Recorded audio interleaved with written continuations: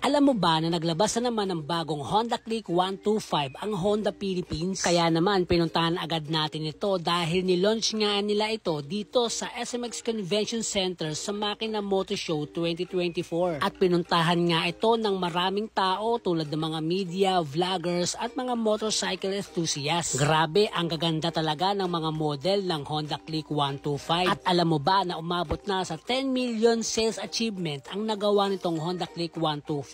Ganun katindi ang the game changer na ito. Dahil nga sa 125cc category ng mga motorsiklo, ito nga ay liquid cooled na. Kaya naman gustong gusto ito ng mga tao. Komportabling sakyan at matipid pa sa gasolina. Meron nga itong dalawang variant, ang standard at ang special edition. Ang tawag nga sa kulay na ito ay Pearl Arctic White. Ito nga ay combi brake pa rin. At mapapansin nga natin sa side nito ay meron nga siyang sticker dito sa may bandang itaas at dito rin sa may bandang gilid. At kapansin-pansin nga din ang kanyang pagka-glossy white, kaya naman kumikinang siya kapag ginatamaan siya ng liwanag ng ilaw. Ganito naman ang itsura ng kanyang sticker na may combination ng black, white at may pagka-light brown. At kapag inikutan pa nga natin ito, makikita natin dito yung combination ng glossy white at ng glossy black dito sa may bandang taillight. At kulay black pa rin yung kanyang grab bar. Kapag pupunta naman tayo sa may bandang manibela, ito yung glossy white niya and then matte color at glossy black naman dito sa may bandang gitna. At iyan nga ang itsura nitong Honda Click 125 with a combination of the color black and white. Mapapansin naman natin dito yung kanyang pagka-glossy gray at combination ng glossy black, pero ang tawag nga sa kulay na ito ay Pearl Silvestris Gray. Pares nga ito ng sticker sa kabila nung pinakita ko sa inyo dahil nga standard version pa rin ito. Syempre combi brake pa rin at mapapansin nga natin sa sticker na to yung mating CAD na kulay orange niya. Combination ng glossy gray at glossy black sa bandang taillight at pagdating naman sa harapan mapapansin din natin dito matte color, glossy black sa gitna at sa may itaas naman ay glossy gray pa rin. Ito nga yung looks niya sa may bandang right side at iikutan nga natin ito sa left side, makikita nga natin dito. Ganito naman ang itsura niya.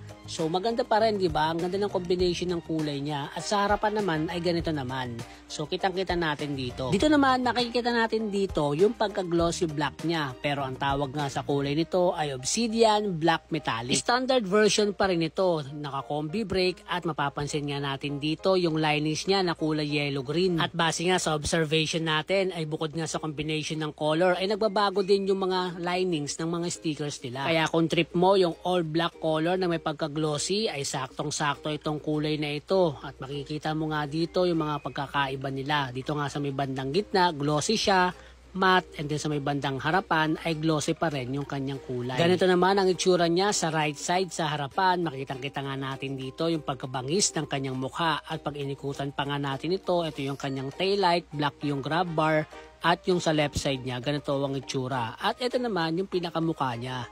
O diba, napakaangas din. Meron pa tayo ditong tatlong bagong kulay. Itong lineup na to, ito na yung tinatawag nilang special edition. So ano nga bang mga special dito? Panoorin mo at makinig ka para malaman mo. Pagdating nga sa kulay niya, glossy gray with a combination of glossy black. Pero ang tawag nga nila dito ay Pearl Silvestris Gray. Pagdating nga sa kanyang sticker, napansin ko agad na medyo nagbago na yung sticker niya compared dun sa mga standard version. Kaya madali natin itong makikilala. New color, matte brown na rin ang mugs niya.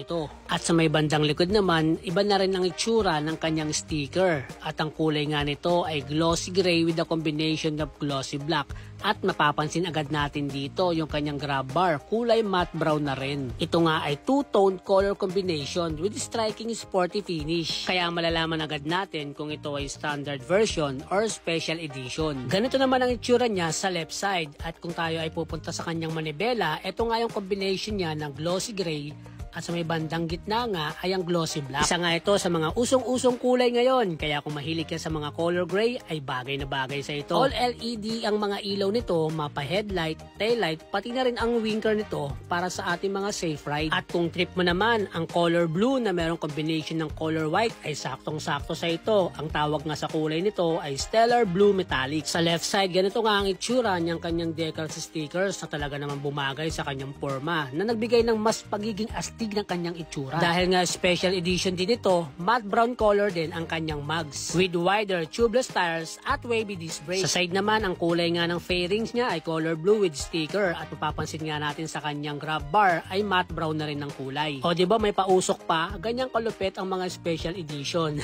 Glossy blue, glossy white at matte brown sa kanyang grab bar. Tulad nga ng gray at yung red sa dulo. Syempre lahat nga ito ay naka-digital panel at ang color nga nito ay glossy blue and then matte white naman sa may bandang gitna and then matte black. Ganito nga ang itsura niya sa may right side at kapag tinignan nga natin sa malayo at masasabi ko nga na maganda rin ang combination na ginawa nila dito. Ang astig diba? Ngayon naman silipin naman natin yung kulay pula na nandito. So ito nga ay napansin ko na medyo matte color yung kulay niya. At ang first impression ko nga dito ay mas nagandahan ako sa pagkakakulay nito. Dahil nga nag-iisa lang siya na matte metallic compare dito sa Pearl Vestis Gray at Stellar Blue Metallic. At ang pinakatawag nga sa kulay na ito ay Matte Fiery Red Metallic. Kita nga natin sa side na to na mas malakas yung dating niya dahil nga yung combination ng color niya may linings pa siya rito na kulay orange. Matte brown din ang color ng kanyang mugs at ang combination nga ng kanyang fairings ay matte red at matte black. Ito nga itsura ng kanyang sticker sa may gilid, matte black, matte red, matte black at yung kanyang grab bar ay matte brown. Kaya naman ang ganda ng combination na ginawa dito from mugs, fairings, pati na rin sa kanyang grab bar. O diba kompleto? Pagdating nga sa kanyang manibela, ito nga yung matte red color with a combination of matte black sa gitna.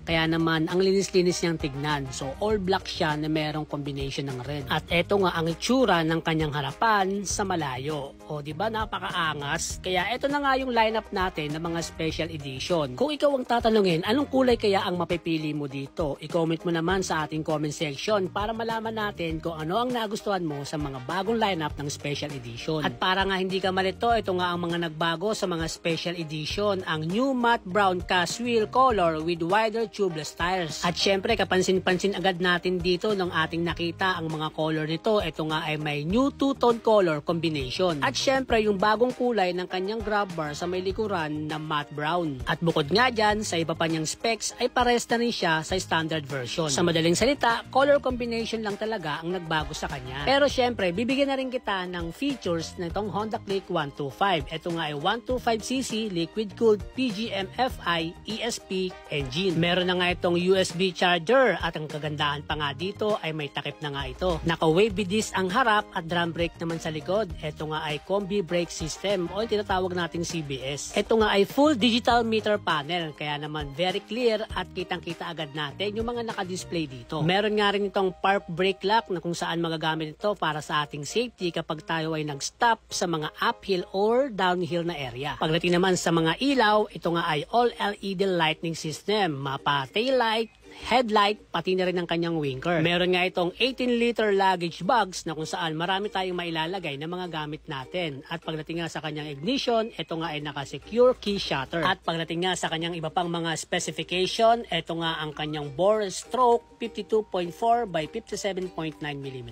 Maximum power 8.2 kW at 8,500 RPM. Maximum torque 10.8 Nm at 5,000 RPM. Ang sukat ng gulong nito sa harapan ay 90-80-14 at sa likod naman ay 180-14 at parehas nga itong tubeless. Wheelbase naman ay 1,280 mm. Overall dimensions 1,918 by 679 by 1,066 mm. Ang carb weight naman ito ay 112 kg. Seat height meron tong 769 mm. Ground clearance 131 mm. At ang fuel tank capacity ay 5.5 liters. At pagdating naman sa konsumo ng kanyang gasolina, ito nga ay merong record na 50.3 km per liter ayon nga sa ating WMTC test method. O di ba napakatipid? Pagdating naman sa presyo, ang standard type natin ay merong SRP na 81,400 pesos only at ang ating special edition ay merong 83,900 pesos only.